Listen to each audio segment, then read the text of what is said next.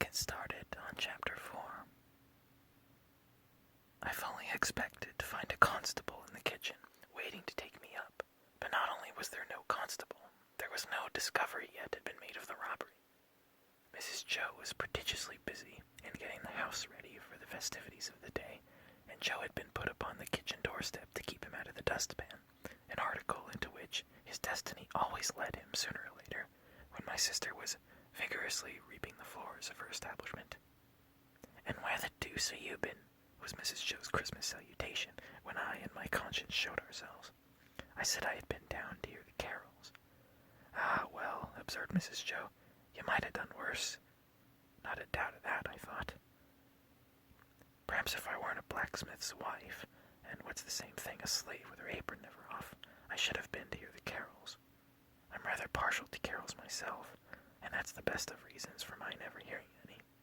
Joe had ventured into the kitchen after me as the dustpan retired before us, drew the back of his hand across his nose with a conciliatory air, when Mrs. Joe darted a look at him, and when her eyes were withdrawn, secretly crossed his 2 forefingers and exhibited them to me as our token that Mrs. Joe was in a cross temper.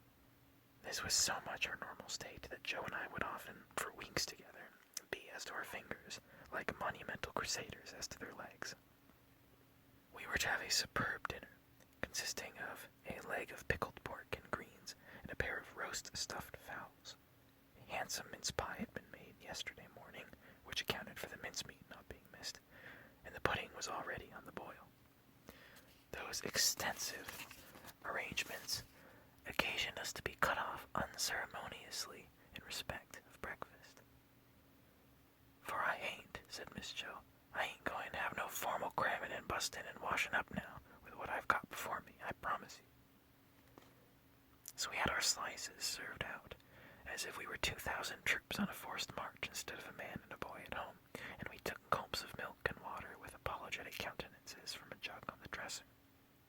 In the meantime, Mrs. Joe put clean white curtains up, and tacked a new flowered flounce across the wide chimney to replace the old one, and uncovered the little state parlor across the passage, which was never uncovered at any other time, but passed the rest of the year in a cool haze of silver paper, which even extended to the 4 little white crockery poodles on the mantel-shelf, each with a black nose and a basket of flowers in his mouth, and each the counterpart of the other. Mrs. Joe was a very clean housekeeper, but had an exquisite art of making her cleanliness more uncomfortable and unacceptable than dirt itself. Cleanliness is next to godliness, and some people do the same by their religion. My sister, having so much to do, was going to church vicariously. That is to say, Joe and I were going. In his work clothes, Joe was a well-knit, characteristic-looking blacksmith. In his holiday clothes, he was more like a scarecrow in good circumstances than anything else. Nothing that he wore then fitted him or seemed to belong to him, and everything that he wore then grazed him. On the present festive occasion, he emerged from his room, when the blithe bells were going, the picture of misery, in a full suit of Sunday penitentials. As to me, I think my sister must have had some general idea that I was a young offender from whom a coachman or policeman had taken up on my birthday, and delivered over to her, to be dealt with according to the outraged majesty of the law. I was always treated as if I had insisted on being born in opposition to the dictates of reason, religion, and morality, and against the dissuading arguments of my best friends. Even when I was taken to have a new suit of clothes, the tailor had orders to make them like a kind of reformatory, and on no account to let me have the free use of my limbs. Joe and I going to church, therefore, must have been a moving spectacle for compassionate minds. Yet what I suffered outside was nothing to what I underwent within. The terrors that had assailed me whenever Mrs. Joe had gone near the pantry or out of the room were only to be equaled by the remorse with which my mind dwelt on what my hands had done. Under the weight of my wicked secret, I pondered whether the church would be powerful enough to shield me from the vengeance of the terrible young man, if I divulged that establishment. I conceived the idea that the time when the banns were read and the clergyman said, "Ye are now to declare it," would be the first time for me to rise and propose a private conference in the vestry. I am far from being sure that I might not have astonished our small congregation by resorting to this extreme measure, but for its being Christmas Day and no Sunday. Mr. Wopsle, the clerk at church, was to dine with us, and Mr. Hubble, the wheelwright, and Mrs. Hubble, and Uncle Pumblechook, Joe's uncle, but Mrs. Joe appropriated him, who was a well-to-do corn chandler in the nearest town, and drove his chaise cart. The dinner hour was 1:30. When Joe and I got home, we found the table laid, and Mrs. Joe dressed, and the dinner dressing, and the front door unlocked. It never was at any other time, for the company to enter by, and everything most splendid, and still not a word of the robbery. The time came without bringing with it any relief to my feelings, and the company came. Mr. Wopsle, united to a Roman nose and a large shining bald forehead, had a deep voice, which he was uncommonly proud of. Indeed, it was understood among his acquaintance that if you could only give him his head, he would read the clergyman into fits. He himself confessed that if the church was thrown upon, meaning to competition, he would not despair of making his mark in it. The church not being thrown open, he was, as I have said, our clerk. But he punished the amends tremendously, and when he gave out the psalm, always giving the whole verse, he looked all round the congregation first, as much as to say, "You have heard our friend overhead, oblige me with your opinion of this time." I opened the door to the company, making believe that it was a habit of ours to open that door, and I opened it first to Mr. Wopsle, next to Mr. and Mrs. Hubble, and last of all to Uncle Pumblechook. N.B. I was not allowed to call him uncle under the severest penalties. "Mrs. Joe," said Uncle Pumblechook, a large, hard-breathing, middle-aged slow man with a mouth like a fish, dull staring eyes, and sandy hair standing upright on his head, so that he looked as if he had just been all but choked, and had the moment come to. "I have brought to you, as the compliments of the season, I have brought you, Mum, a bottle of sherry wine, and I have brought you, Mum, a bottle of port wine." Every Christmas Day he presented himself as a profound novelty with exactly the same words, and carrying the two bottles like dumbbells. Every Christmas Day Mrs. Joe replied, as she now replied, "Oh, Uncle Pumblechook, that is so kind." Every Christmas Day he retorted, as he now retorted, "It's no more than your merits, and now you are all bobbish. And how's 6 pen'orth of halfpence?" Meaning me. We dined on these occasions in the kitchen, and adjourned for the nuts and apples to the parlor, which was a change very like Joe's change from his working clothes to his Sunday dress. My sister was uncommonly lively on the present occasion, and indeed was generally more gracious in the society of Mrs. Hubble than in other company. I remember Mrs. Hubble as a little curly, sharp-edged person in sky blue, who held a conveniently juvenile position, because she had married Mr. Hubble, I don't know at what remote period, when she was much younger than he. I remember Mr. Hubble as a tough, high-shouldered, stooping old man of a sawdusty fragrance, with his legs extraordinarily wide apart, so that in my short days I always saw some miles of open country between them when I met him coming up the lane. Among this good company, I should have felt myself, even if I hadn't robbed the pantry, in a false position, not because I was squeezed in at an acute angle of the tablecloth, with the table in my chest and the Pumblechookian elbow in my eye, nor because I was not allowed to speak, I didn't want to speak, nor because I was regaled with the scaly tips of the drumsticks of the fowls, and with those obscure corners of the pork of which the pig, when living, had had the least reason to be vain. No, I should not have minded that, if they would have only left me alone. But they wouldn't leave me alone. They seemed to think the opportunity lost if they failed to point the conversation at me every now and then, and stick to the point. I might have been an unfortunate little bull in a Spanish arena. I got so smartingly touched up by these mortal goads. It began the moment we sat down to dinner. Mr. Wopsle said, "Grace with theatrical declamation," as it now appears to me, something like a religious cross of the Ghost in Hamlet with Richard III, and ended with the very proper aspiration that we might be truly grateful.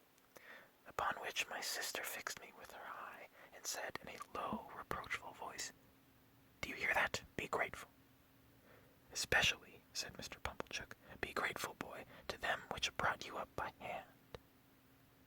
Mrs. Hubble shook her head, and contemplating me with a mournful presentiment that I should come to no good, asked, "Why is it that the young are never grateful?" The moral mystery seemed too much for the company, until Mr. Hubble tersely solved it by saying, "Naturally wishes." Everybody then murmured "true," and looked at me in a particularly unpleasant and personal manner. Joe's station and influence were something feebler, if possible, when there was company than when there was none. But he always aided and comforted me when he could, in some sort of way of his own, and he always did so at dinner time by giving me gravy, if there were any. There being plenty of gravy today, Joe spooned it into my plate at this point about half a pint.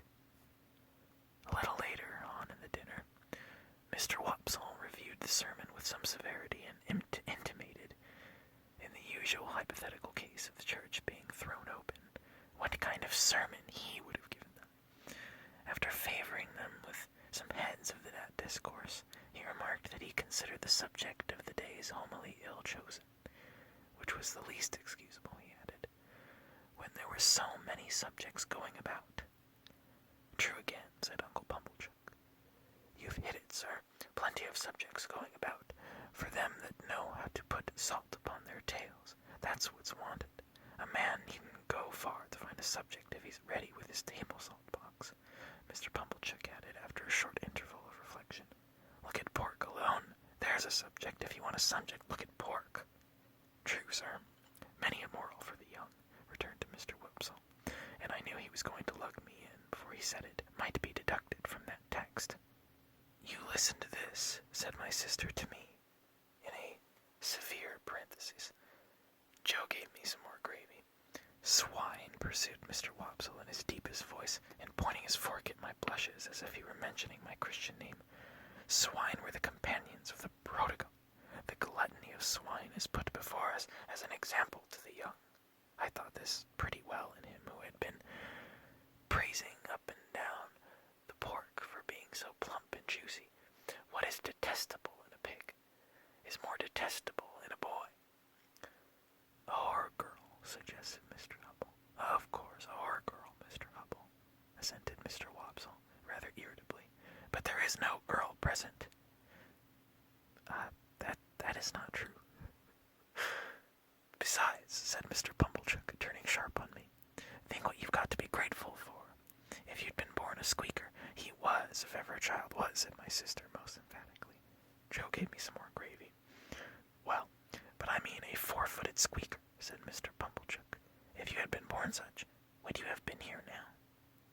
"Not you, unless in that form," said Mr. Wopsle, nodding toward the dish. "But I don't mean in that form, sir," returned Mr. Pumblechook, who had an objection to being interrupted. "I mean enjoying himself with his elders and betters, and improving himself with their conversation, and rolling in the lap of luxury. Would he have been doing that? No, he wouldn't.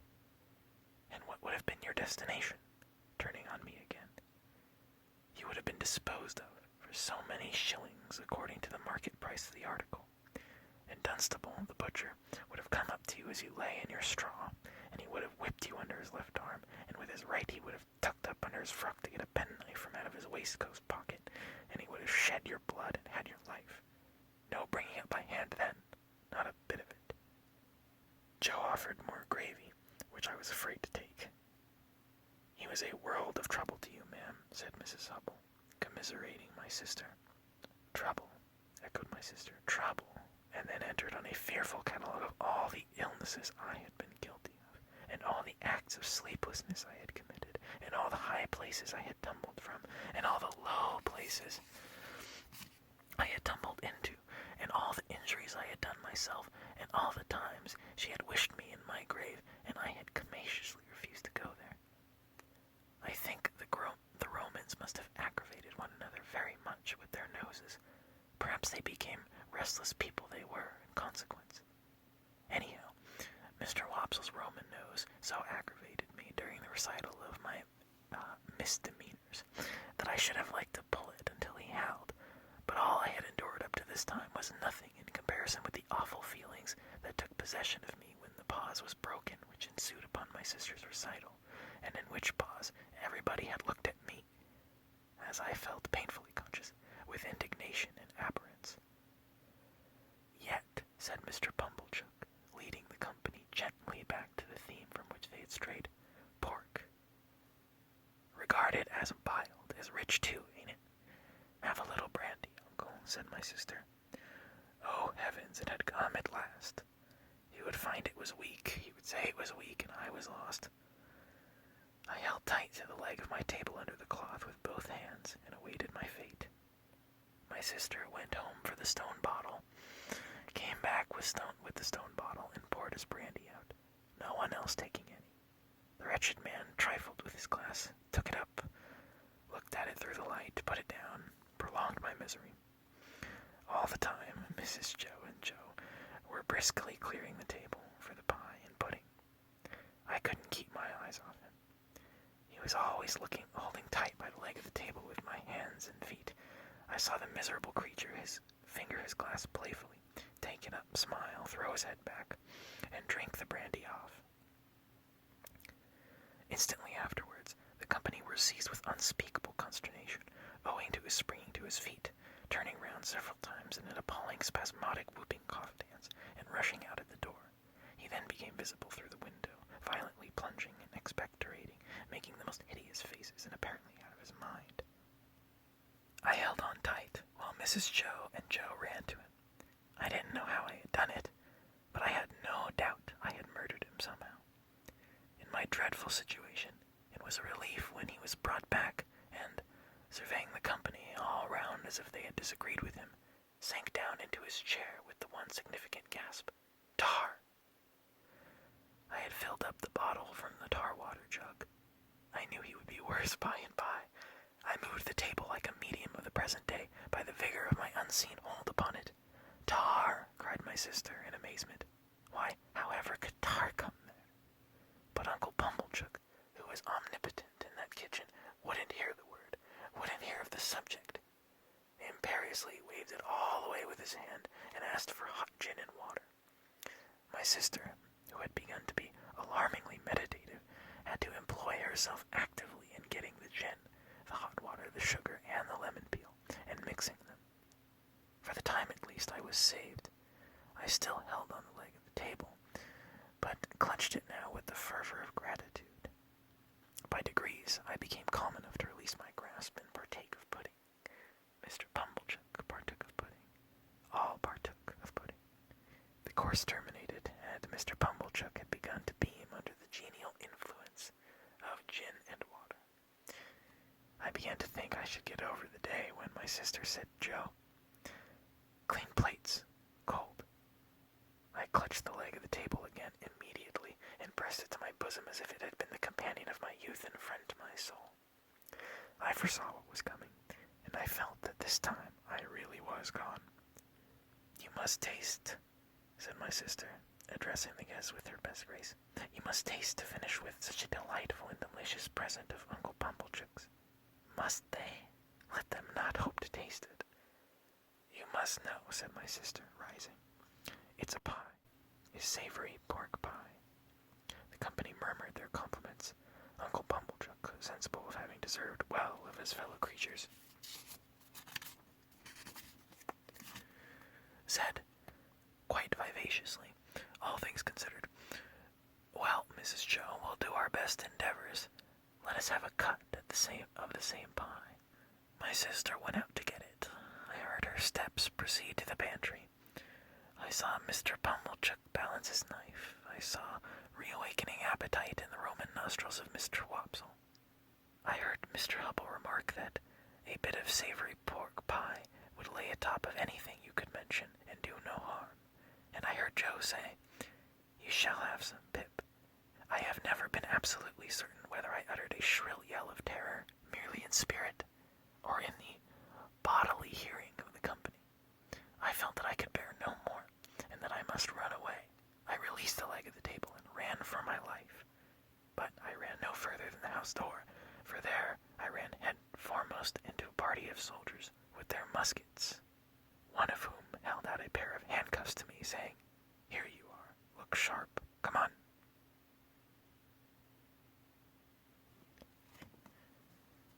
Well, that's all for today. Join me again next time for Chapter 5. As always, have a restful sleep, and good night.